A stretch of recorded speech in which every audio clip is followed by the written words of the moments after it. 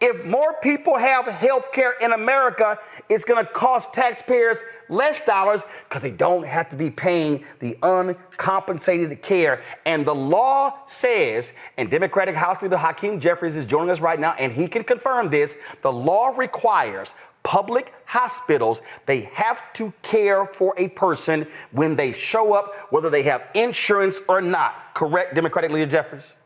That's absolutely correct, and it's more expensive if you have to treat people in the emergency department as opposed to them being able to receive primary care, where you can avert a whole bunch of situations. So if you have the flu and you have insurance, you can go see a doctor. It's cheaper than if you have the flu and you got to get rushed to the emergency room. That's absolutely correct. I mean, by every measure, what the Republicans are trying to do with this one big, ugly bill is reckless. It's dangerous. It's going to cost lives in every single state in this country. I'm just, so right now, earlier I had DNC Chair Ken Martin, and one of the things that he talked about were the folks, the 35 Republicans being targeted. I saw the DCCC put this out, 2026 districts in play.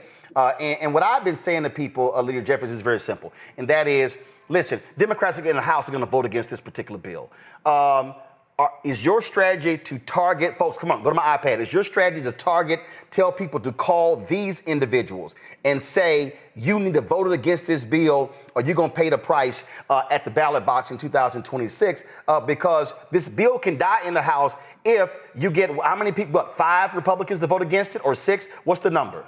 Yeah, all we need is 4 Republicans. Every single House Democrat is going to oppose this bill. We're strongly opposed to this bill, which means that all we need is 4 Republicans to join us, and we can kill this bill from ever even getting to Donald Trump's desk. And all we're asking these Republicans to do, one, is to show some John McCain level of courage when John McCain became the deciding vote in stopping the reckless Republican effort to repeal the Affordable Care Act. John McCain took that step because he understood that if you take away health care, the people that he represented in Arizona were going to suffer. Well, that's the same thing as it relates to all of these congressional districts where people are willing to effectively end Medicaid as we know it, throw off millions of people from receiving their Medicaid. They're trying to detonate large parts of the Affordable Care Act, and they even are going to cut Medicare as a result of this bill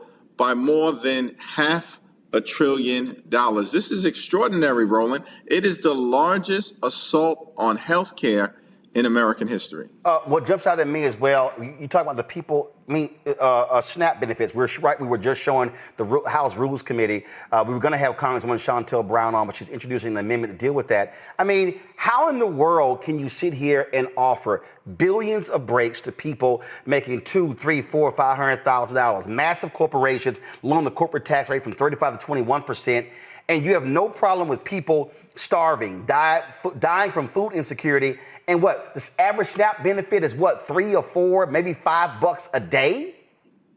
Yeah, no, that's absolutely right. About $6 per meal per day. That's it.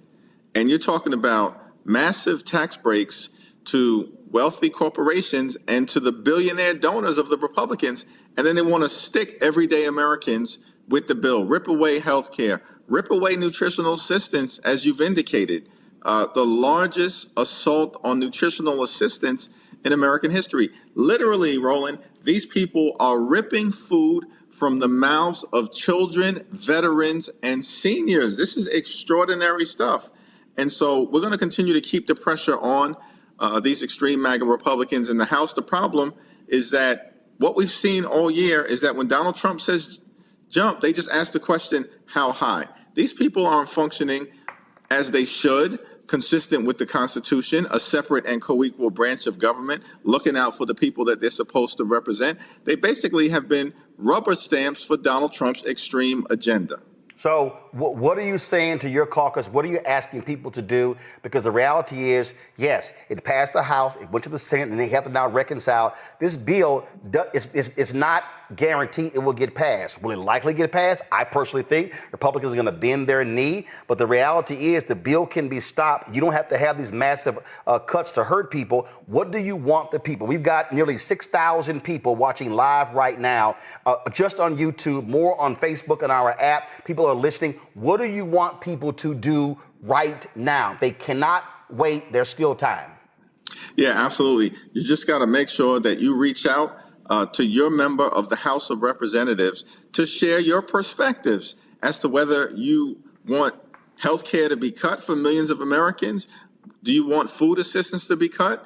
Or would you rather see massive tax breaks go to their billionaire donors and their wealthy and well-off corporations, while everyday Americans are actually going to get hurt? The voice of the people needs to be heard.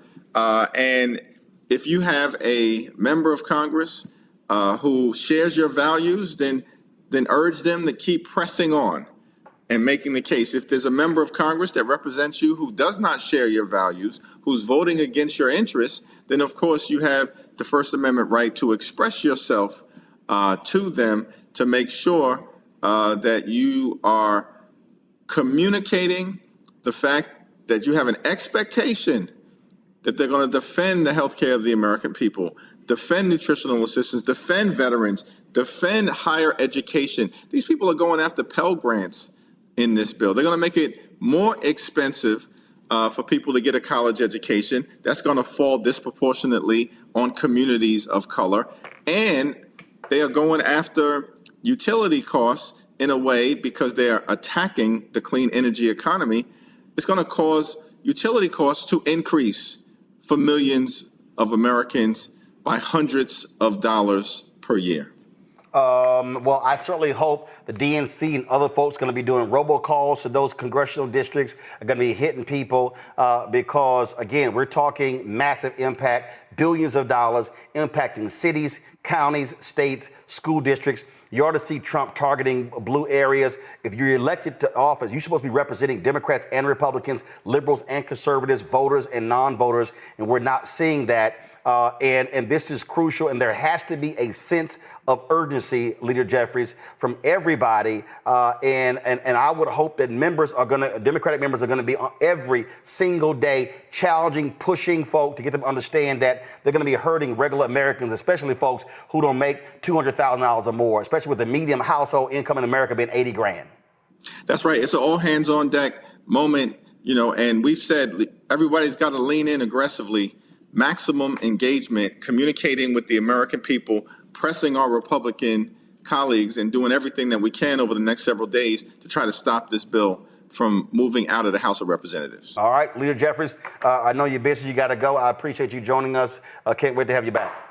Thank you, man. Thanks a bunch. Hello, I'm Isaac Hayes III, founder and CEO of Fanbase. Listen to what I'm about to tell you. The window to invest in Fanbase is closing. We've raised over $10.6 million of our $17 million goal. That means there's room for less than 6,370 people to invest in Fanbase for the average amount. The minimum to invest in Fanbase right now is $399. That makes you an owner in Fanbase today. Go to startengine.com/fanbase to invest. Why? Because current social apps have taken advantage of users for far too long, with content suppression, shadow banning, harmful racist content, and no real tools for monetization and equity. Fanbase has over 1.4 million users and counting, allowing anyone to reach all their following and monetize their content from day one. Social media is the new TV, and whoever owns the apps that distribute that content have the opportunity to own potential billion-dollar companies. While big platforms with uncertain futures are failing to serve their users, Fanbase is stepping up to fill the gap. Don't wait until it's too late. Invest now, invest for yourself and your future. Go to startengine.com/fanbase and own the next generation of social media.